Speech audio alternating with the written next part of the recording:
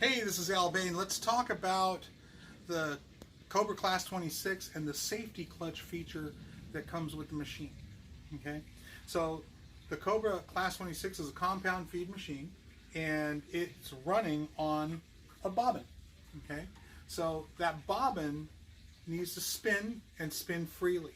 Anything that interrupts the rotation of the bobbin, like for example, a bird's nest of thread or a broken needle getting jammed down in there or something, is going to put undue stress on the system that's driving the bobbin and potentially break off the hook or anything like that. So there's a little safety clutch that disengages and stops the rotation before any of that damage can occur. Okay, so let's get into the details of how to inspect the safety clutch and how to re-engage it. How's that sound? Okay, so you've had this catastrophic failure, typically from not holding the needle thread. Beginners tend to do that every once in a while. So that's why we always say hold the thread back and away at 1 o'clock. Okay, but if you fail to do that, that needle thread gets down in the bobbin compartment, bird's nests, and then why is my machine not sewing?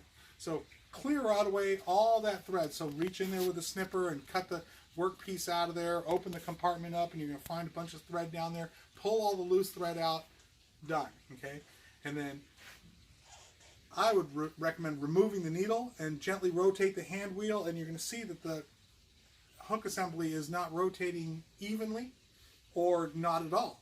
Okay, so now that's a pure indication that the safety clutch has disengaged. So what we're going to do is reach down and push on this button. Can you see it, Vern? Okay, so push down the button, and at first it doesn't go anywhere. It doesn't depress at all. Okay, so we're going to push down on it and rotate the hand wheel toward the operator, the hand wheel in the normal operating direction, and then you're going to find a little spot where that pin goes into the disc, and that disc is located right under here. What we'll do is we'll insert an insert shot of what it looks like with the cover open, and you'll be able to understand what you're looking at. But there's a pin and a little shaft. It drops in there, and then now the safety clutch is now under a certain load of stress. Okay, so in through here, you're going to be able to see the safety clutch, and in the insert shot, the safety clutch is engaged. So with the needle at the 6 o'clock position or bottom dead center position, that's what that image should look like.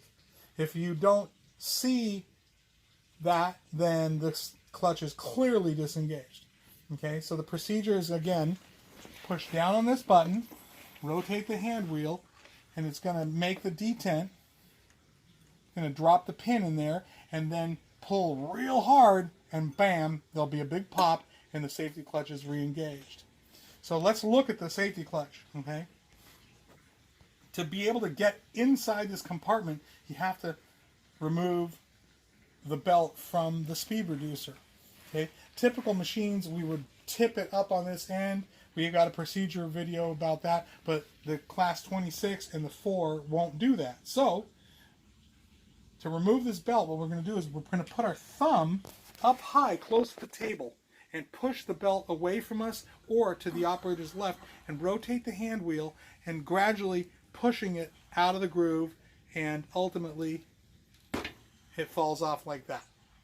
Okay, pretty straightforward.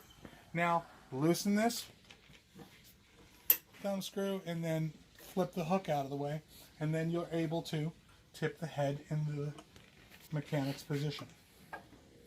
Okay, so this here is the clutch itself, and when it's in the 6 o'clock position, you can see right here. Can you look up in here, Vern? There's this little hook right here, and it's inside this detent. Okay, that's what it looks like when it's perfectly connected, and then this hook-shaped bracket there and that detent need to be engaged. If you find any other condition other than that, the hook assembly is completely disassembled. Okay, so you'd have to reset the clutch. So to put the machine back, it's exactly the opposite order. Put the hook back together.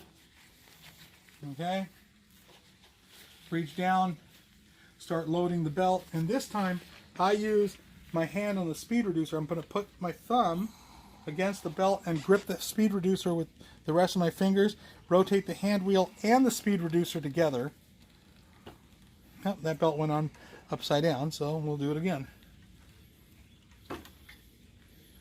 You want to make sure that the belt stays in proper orientation. And so here we go. Put the belt in and start rotating the hand wheel and the reducer together.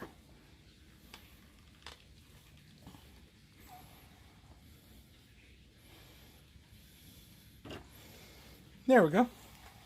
Hey, this is Al Bain for Leather signing off, but we want to ask you to do one thing for us. Please pay it forward.